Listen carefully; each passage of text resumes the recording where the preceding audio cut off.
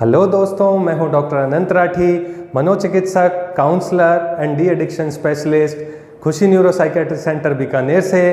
दोस्तों, मैं आज फिर आपके सामने हाजिर हूं, लेकिन इस बार का जो मेरा आपसे चर्चा का विषय है वो थोड़ा सीरियस है। दोस्तों, जैसा कि हम सब जानते हैं कि आजकल हमारे समाज में नशे की समस्या सुरसा के बदन की भांति बहुत तेज़ी से बढ़ती जा रही है। जहां देखें हर रोज़ के अखबार में आपको कोई ना कोई खबर नशे की सामग्री के बारे में मिल ही जाएगी, या किसी न किसी एक्सीडेंट की खबर मिल जाएगी जिसमें चालक नशे के अधीन था। तो दोस्तों, ये जो नशा है यह हमारे परिवार को, हमारे समाज को और नशा करने वाले व्यक्ति को, तीनों को अंदर ही अंदर खा रहा है। तो इसलिए ये ज़रूरी हो जाता है कि हम ये पहचान सकें कि क्या हमारे परिवार या हमारे आसपास या हमारे कोई दोस्त कहीं कोई नशे की चपेट में तो नहीं आ गए हैं। क्योंकि दोस्तों, आजकल ड्रग पेडलर्स बहुत बढ़ गए हैं, मतलब ऐसे व्यक्ति जो नशे की व्यापार करते हैं वो बहुत बढ़ गए हैं। और हमारे जो समाज में युवा वर्ग है ख़ास तौर पर, वो बहुत जल्दी इस चीज़ से अट्रैक्ट हो जाते हैं, यानी कि इस तरफ आकर्षित हो जाते हैं, क्योंकि इस प्रकार के नशे से उन्हें कुछ क्षण के लिए एक आनंद की अनुभूति होती है या एक दर्द से मुक्ति मिलती है। तो उन्हें ऐसा लगता है कि शायद ये बहुत अच्छी चीज़ है। लेकिन दोस्तों, जब बहुत लंबे समय तक इसका इस्तेमाल किया जाता है तो इसके दुष्प्रभाव धीरे धीरे उनके सामने आने लगते हैं। तो दोस्तों, शुरू करते हैं आज का वीडियो कि कैसे पहचाने कि हमारे आसपास या हमारे परिवार में क्या कोई व्यक्ति नशा कर रहा है। दोस्तों, कोई भी व्यक्ति जो नशा करता है उसका व्यवहार कुछ न कुछ बदल जाता है। अक्सर हम परिवार वाले इसको इग्नोर कर देते हैं, यानी इस तरफ ध्यान नहीं देते हैं, तो उसके वो नशे की प्रवृत्ति बढ़ती जाती है। तो अगर हम देखें सबसे इम्पॉर्टेंट चीज़ क्या क्या चेंजेस आते हैं उस व्यक्ति में, तो सबसे पहला चेंज जो हम उसमें नोट करेंगे कि वह व्यक्ति जो नशा लेता है उसका अपने घर में इंटरेस्ट धीरे धीरे कम होने लगता है। अर्थात वह अपने घर में बहुत कम देर के लिए रुकता है, वह रात को घर लेट आता है और घर के अंदर आते ही अपने कमरे में चला जाता है और सुबह उठकर बिना किसी को बताए या बिना किसी बात के या बहुत कम बात करके वापस घर से बाहर चला जाता है। तो इस प्रकार उसका अपने घर वालों के साथ उठना, बैठना, बात करना, खाना खाना, ये सब चीज़ें बहुत कम होने लगती है। उसका मकसद यही होता है, उसे हमेशा डर लगा रहता है कि कहीं मेरे नशे की प्रवृत्ति का मेरे घर वालों को पता न चल जाए, इसलिए वह अपने घर वालों से कम संपर्क करना चाहता है। साथ ही साथ अगर पूरी फैमिली का, यानी कि पूरे परिवार का कहीं एक साथ 3-4 दिन किसी जगह जाने का प्लान हो, कहीं घूमने जाना है या कहीं किसी रिश्तेदार के यहाँ जाना है, तो यह व्यक्ति हमेशा वहाँ जाने से मना करता रहता है। क्योंकि 3-4 दिन के लिए उसे अगर नशा नहीं मिलेगा तो वह खुद परेशान हो जाएगा। नशे के जो विड्रॉल सिम्टम्स हैं, नशा नहीं मिलने के कारण जो शारीरिक परेशानियाँ उसको आएगी, उस परेशानियों से वह पहले ही चिंतित हो जाता है और वह घर वालों के साथ कहीं भी बाहर जाना नहीं चाहता है। एक बात और जो मैंने खास तौर पे नोट की है दोस्तों, वो यह है कि जो नशा करने वाले ऐसे युवा वर्ग के लोग हैं, वह खास तौर से अपने मोबाइल फ़ोन को किसी भी घर के व्यक्ति को हाथ लगाने नहीं देते हैं। क्योंकि इसी मोबाइल फ़ोन में उनको जो नशा बेचने वाले व्यक्ति हैं उनसे जो भी इनकी बातचीत हुई होती है, SMS के द्वारा, फ़ोन कॉल के द्वारा या व्हाट्सएप के द्वारा, वो सब इनमें स्टोर रहती है। तो इन्हें हमेशा ये डर रहता है कि मेरे फ़ोन के द्वारा मेरे घर वालों को पता चल जाएगा कि मैं अमुक तरह का नशा कर रहा हूँ, तो इसलिए ये अपना फ़ोन किसी को देना पसंद ही नहीं करते हैं। और यही व्यक्ति बार बार अपने घर वालों से पैसे मांगते रहते हैं। क्योंकि दोस्तों, आजकल जो समाज में नशा चल रहा है, ख़ास तौर पे 3 जो नए नशे अभी आए हैं हमारे समाज में, वो है एक तो स्मैक का नशा, एक है गांजे का नशा और एक है मेडिकल दवाइयों का नशा। इसमें से स्मैक का नशा बहुत ज़्यादा महंगा नशा होता है। तो इस प्रकार के नशे को करने के लिए जो व्यक्ति है, जो लड़का है, उसे बहुत पैसों की ज़रूरत होती है। वो बार बार अपने घर में पैसे मांगते हैं और अगर उसके रिलेटिव्स या उसके रिश्तेदार पैसे देने से मना कर दें तो ये गुस्सा करने लगते हैं, बहुत चिड़चिड़े हो जाते हैं और कई बार तो लड़ाई तक करने लग जाते हैं पैसों की मांग के लिए। साथ ही साथ ये व्यक्ति अपने जो कपड़े हैं उनकी जेबें या अपने बैग को अपने किसी घर वालों को हाथ लगाने नहीं देते। कोई गलती से इनके बैग को छू ले तो ये तुरंत उठकर भागकर अपना बैग जो है अपने कब्जे में कर लेते हैं। ये ऐसा क्यों करते हैं दोस्तों? क्योंकि इनके बैग में या इनके कपड़ों में नशे से संबंधित या तो कोई सामान होता है या कोई नशा करने के लिए उपयोगी जो चीज़ होती है वो इनके बैग में हो सकती है। इसलिए ये उस बैग को या अपने कपड़े की जेब को किसी और को नहीं देखने देते हैं। तो इस प्रकार की क्या चीज़ें होती है दोस्तों जिन्हें हम देख के पता कर सकते हैं कि शायद ये व्यक्ति नशा कर रहा है? तो दोस्तों हमें इनके बैग में या इनके कमरे में अगर माचिस या माचिस की तीलियाँ मिलती है या कोई एल्यूमिनियम की पन्नी मिलती है या लाइटर मिलता है या कुछ सिगरेट का डिब्बा या जली हुई सिगरेट का पीछे जो फिल्टर होता है वो मिलता है या इंजेक्शंस के रैपर या इंजेक्शंस की नीडल्स मिलती हैं, तो हमें ये एक आइडिया हो जाना चाहिए दोस्तों कि शायद यह व्यक्ति कुछ ना कुछ नशा कर रहा है और इसी के इस्तेमाल के लिए ये चीज़ें इसने इकट्ठी कर रखी है।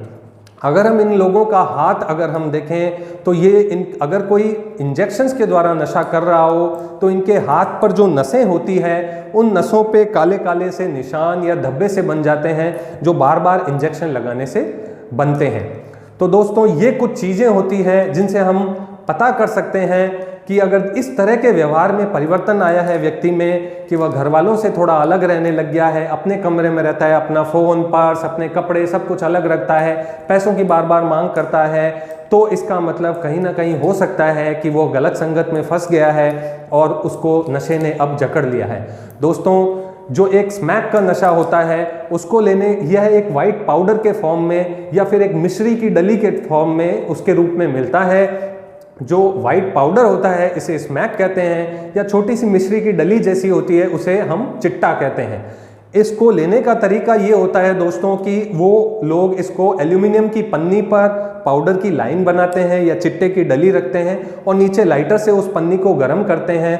फिर जब जो धुआं बनता है उस धुएं को ये लोग खींचते हैं, मुंह के द्वारा या नाक के द्वारा खींचते हैं। तो अगर आपको जो है एल्यूमिनियम की पन्नी या लाइटर मिलता है तो हमें एक अंदाज़ा हो सकता है कि शायद यहाँ कोई स्मैक का नशा कर रहा है। दोस्तों इसी तरह जो गांजे का नशा करते हैं लोग, वो लोग बाजार से सिगरेट लाते हैं, उस सिगरेट में से निकोटीन जो तंबाकू होता है उसे वो खाली कर लेते हैं, फिर उसके अंदर गांजा भरते हैं और फिर उसको स्मोक करते हैं, उसको खींचते हैं कश। तो ऐसे लोगों के कमरे में सिगरेट की खाली डब्बियाँ या जो सिगरेट का स्मोक करने के बाद जो पीछे फिल्टर का टुकड़ा बचता है वह या सिगरेट से संबंधित कागज हमें मिल सकते हैं। और जो लोग मेडिकल दवाइयों का नशा करते हैं उनके घर पे इन दवाइयों से संबंधित खाली रैपर्स हमें मिल सकते हैं। दोस्तों दवाइयाँ हमारे इलाज के लिए होती हैं। जब हमारे शरीर में कोई तकलीफ होती है जैसे कि दर्द होता है तो डॉक्टर हमारे उस दर्द को कम करने के लिए दवा लिखता है, लेकिन कुछ लोग इस दर्द की दवा के इतने आदी हो जाते हैं कि उसे नशे के तौर पे बिना किसी चिकित्सकीय सलाह के लेना शुरू कर देते हैं और ये दवाइयाँ धीरे धीरे उनके शरीर को कंट्रोल करती जाती है, उनके शरीर में एक टॉलरेंस डेवलप हो जाती है। मतलब टॉलरेंस का अर्थ यह है कि जो दर्द उसको पहले दिन की एक कैप्सूल से मिट जाता था, कुछ दिनों बाद उसे उतना ही दर्द मिटाने के लिए 2 कैप्सूल लेने पड़ते हैं, कुछ दिनों बाद 2 की बजाय 3, फिर कब ये कैप्सूल बढ़ते 3 से 4, 4 से 8, 8 से 10, 10 से 20 हो जाते हैं, व्यक्ति को पता ही नहीं चलता है। और इन दवाओं और कैप्सूल्स के इतनी अत्यधिक मात्रा में लेने पर बहुत सारे साइड इफ़ेक्ट सामने आते हैं। दोस्तों मैं आपको कुछ दवाइयाँ दिखाना चाहता हूँ आपको कि आप इन्हें पहचानें कि अगर आपके घर में इस तरह की दवाइयों के रैपर्स मिल रहे हैं तो यह दवाइयाँ हो सकता है कि कोई नशे के लिए प्रयोग कर रहा हो। दोस्तों जो सबसे इम्पॉर्टेंट या सबसे कॉमन दवाई है वो इस तरह के नीले कैप्सूल्स होते हैं जिनको बहुत से लोग, खासतौर से युवा वर्ग के लोग 5-5, 10-10, 20-20 की संख्या में पूरे दिन में खाते हैं। इस प्रकार के कैप्सूल में जो घटक होते हैं उसमें मुख्यतः ट्रामाडोल होता है। दोस्तों ये ट्रामाडोल की दूसरी गोलियां भी आती है जो इस तरह से 2 रंग की गोलियां हो सकती है या फिर इस तरह से हरे रंग के कैप्सूल्स भी ट्रामाडोल के आते हैं। इसमें ट्रामाडोल के उपयोग से व्यक्ति का दर्द तो कम हो जाता है, लेकिन यह एक नियमित मात्रा में कुछ जो लिमिट है उसके हिसाब से लेने के लिए होता है, लेकिन अत्यधिक मात्रा में जब इसका सेवन किया जाता है तो यह हमारी पेट की आंत जो है इससे रुक सकती है, आंत फट भी जाती है या व्यक्ति को मिर्गी के दौरे तक आ सकते हैं। इसी तरह दोस्तों कुछ लोग नींद की दवाइयों का उपयोग अत्यधिक करने लग जाते हैं। जैसे किसी को कोई टेंशन हुई तो किसी डॉक्टर ने एक नींद की दवा लिख दी ताकि वो रात को आसानी से सो सके, लेकिन धीरे धीरे जो है वह व्यक्ति उसका उपयोग बिना चिकित्सकीय सलाह के अपने आप ही मेडिकल की दुकान से ला करके लेने लग जाता है। अलग अलग दुकान से दवाइयाँ हासिल कर लेते हैं और उसके बाद उसका अत्यधिक सेवन करने लगते हैं। इस तरह की नींद की बहुत सी दवाइयाँ दोस्तों बाजार में उपलब्ध हैं, जो कहीं कोई 10 mg की है, कहीं कोई 1 mg की है, कहीं कोई 0.5 mg की है। अलग अलग नाम से ये दवाइयाँ बाजार में उपलब्ध हैं और इनका उपयोग ये अपनी टेंशन को कम करने के लिए शुरू में करते हैं, लेकिन धीरे धीरे वही जो टॉलरेंस बढ़ती है तो इसकी मात्रा को वो बढ़ाते जाते हैं और जब बहुत ज़्यादा मात्रा हो जाती है तो ये उनके शरीर को नुकसान पहुंचाना शुरू कर देती है। और अगर किसी दिन बाई चांस ये नींद की दवाइयाँ उस व्यक्ति को न मिले तो उसे मिर्गी का दौरा तक आ जाता है। तो दोस्तों इस तरह की जो नशे हैं आजकल वो हमारे समाज में बहुत ज़्यादा प्रचलित हो रहे हैं। हमें जरूरत है कि हम सतर्क रहें और अपने घर में कोई भी जो युवा वर्ग का व्यक्ति है उस पर ध्यान रखें कि कहीं वह किसी गलत व्यक्ति की संगत में तो नहीं आ गया है, क्या वह कहीं किसी नशे के संबंधित जाल में तो नहीं फंस गया है। तो हम कैसे पता कर सकते हैं कि कोई व्यक्ति नशा कर रहा है, उसके लिए हम क्या सावधानी रखें। तो दोस्तों जो भी हमारा परिवार का सदस्य है, खासतौर से जो युवा है, उसके कमरे की सफाई हमें स्वयं को करनी चाहिए। जो घर के बड़े व्यक्ति हैं वो स्वयं उस कमरे की सफाई या तलाशी लें, कहीं कोई आपत्तिजनक सामान इस कमरे में तो नहीं पड़ा। खास तौर से उस कमरे के कूड़ेदान को, जो डस्टबिन होता है, उसे हमेशा चेक करना चाहिए, क्योंकि नशे से संबंधित जो भी वेस्ट मटेरियल है वह व्यक्ति कूड़ेदान में फेंक देता है तो उस कूड़ेदान में हमें उससे संबंधित सामान मिल जाता है। जो बच्चा है, हमारे युवा है, उसके कपड़ों की जेब, उसका बैग, उसका मोबाइल, हमेशा अपने जो घर के बड़े हैं वो उनको चेक करते रहें, उन पे नज़र रखें। उसके व्हाट्सएप में क्या चैट चल रही है, वो किससे बात करता है, कितनी देर बात करता है, क्या वह फ़ोन आने पे तुरंत घर से बाहर निकल जाता है। इस तरह की चीज़ों के विशेष ध्यान रखने की ज़रूरत है। अगर हमें कोई डाउट भी हो तो उस व्यक्ति की लोकेशन भी हम चेक कर सकते हैं। फ़ोन में हम जो उसका लोकेशन का बटन ऑन कर दें तो वह व्यक्ति जहाँ कहीं भी जा रहा है हमें उसकी सूचना मिलती रहती है। और सबसे ज़रूरी जो एक चीज़ है वह है, बच्चों से हमेशा पैसों का हिसाब मांगते रहिए। कभी भी अपने बच्चे को अत्यधिक पैसा बिना हिसाब मांगे न दें। अत्यधिक पैसा देने पर और उसका हिसाब न मांगने पर बच्चा एकदम निश्चिंत हो जाता है, खुला हो जाता है, उन पैसों को खूब नशे में उड़ाता है। इसलिए जो भी पैसा माता पिता अपने बच्चों को दें उसका हिसाब उस बच्चे से ज़रूर मांगे कि आप कल मुझसे इतने रुपए लेके गए, आपने उसका क्या किया।